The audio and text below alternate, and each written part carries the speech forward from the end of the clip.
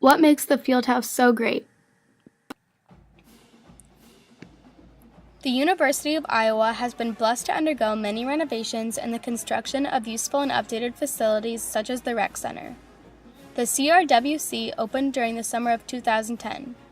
This state-of-the-art facility boasts 20,000 square feet of fitness space over 3 levels.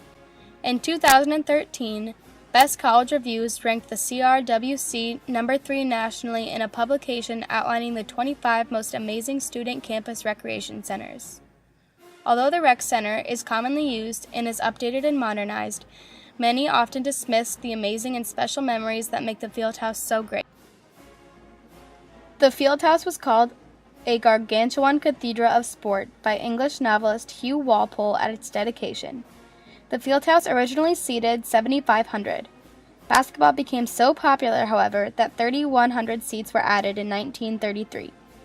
In addition to serving as the home for intercollegiate teams, the Fieldhouse was the site of countless intramural activities. In its first year, 2,500 students used the facilities. The Fieldhouse was considered state-of-the-art when it opened in 1927. There was no finer or larger building of its kind in the world, according to the dedication program published on January 13, 1927. The Hawkeyes' dominance wasn't limited to just college ranks. Several Olympic champions trained and competed in the Fieldhouse.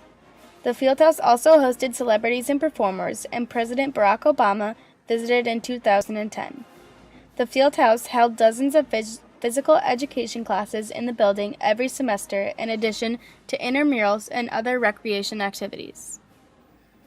The ROTC also used the building for training, and when the military took over part of campus during World War II, there was quite a scene to be seen in the offices. The Fieldhouse became a target for protester groups because of its military presence and therefore needed to be under 24-hour guard. But it wasn't the police or National Guard that provided the security. It was the staff in the Fieldhouse. One quotes, "We all took shifts and walked the hallways with ball bats because students would break out the windows and try to break in the doors." The building's inadequacies have also been well documented. Steel pillars once obstructed the views of some fans attending basketball games or wrestling matches. The roof leaked and the temperature was hard to control. The locker rooms were sufficient, but had acquired a bit of a pest problem by the time I arrived on campus in 2008. Hawkeyes senior swimmer Brian Tremmel says, "Before every morning practice, the first person to enter the locker room went in wielding a kickboard in order to kill the sleeping cockroaches." The butterfly was invented at the Fieldhouse in 1935 after 7 years of research and experimentation. Swimming coach David Armbruster based the stroke off of the breaststroke after finding a swimmer's speed could be greatly increased by bringing their arms out of the water rather than fighting against it. Swimmer Jack Seek developed what is known as the dolphin kick. For a homecoming tradition, the coach decided to do a competition where his team would have their hands and feet tied together and get from one end of the pool to the other, and this is where Jack came up with the kick. This is a story of the Fieldhouse that not many people know about. A wrestler knew his way around the hallways that run underneath the pool, and he also knew about the window in the old trainer's room that opened wide enough for a person to fit through. He led his friends through the maze and into the building for pickup basketball games, for a small fee, of course. One time, this wrestler was unable to go, so one of his friends decided to fill in for him. He didn't know his way around well enough, and they all ended up in the swimming pool. The temperature was difficult to regulate. The steam pipes used for heating had degraded to the point where it had to be turned on all the way up or not at all. The diving and swimming coach had issues with temperature because divers needed the room to be warm, while swimmers can't have it too warm, or else the races become more strenuous and breathing becomes more difficult. In the 1930s, nearly 100 men paid $1 a week for a cot on the third floor of the Fieldhouse. Each student had a steel locker near his bed, and a room for studying was set up at the end of the corridor. Showers were 3 flights down in the basement locker room. Homer Calkin remembers that although the university provided sheets and blankets, the high ceilings and drafty windows made it pretty cold in the night during the winter. "I was lucky," he says. "A radiator was at the end of my bed to keep my feet warm."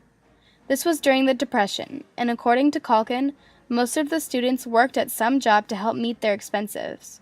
This could be board jobs at the hospital, 1 hour for each meal, erecting bleachers at basketball games at 34 cents an hour, or as student janitors in the university buildings at 26 cents an hour.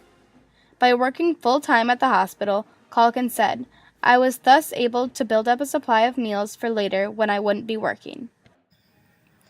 Iowa fans really understood basketball. They participated. They weren't just spectators. They knew what the team needed to be picked up, and they gave us that lift.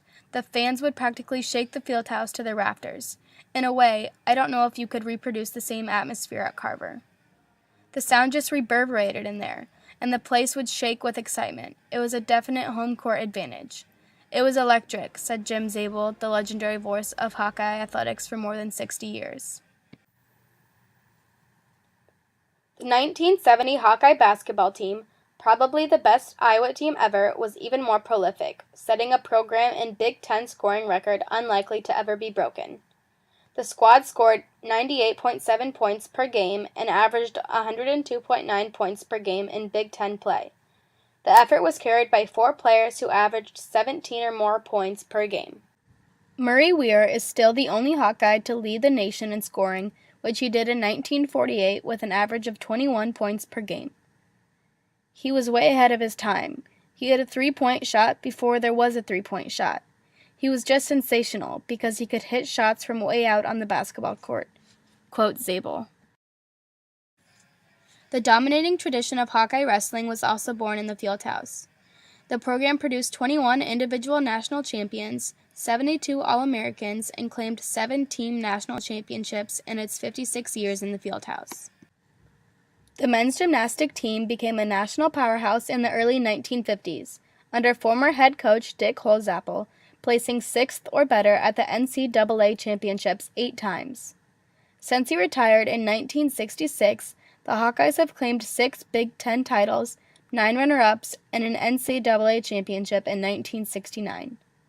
Former Hawkeye George Nissen, who started Iowa in the 1930s, invented the modern trampoline in 1934 and later became a prominent figure in the world of gymnastics equipment.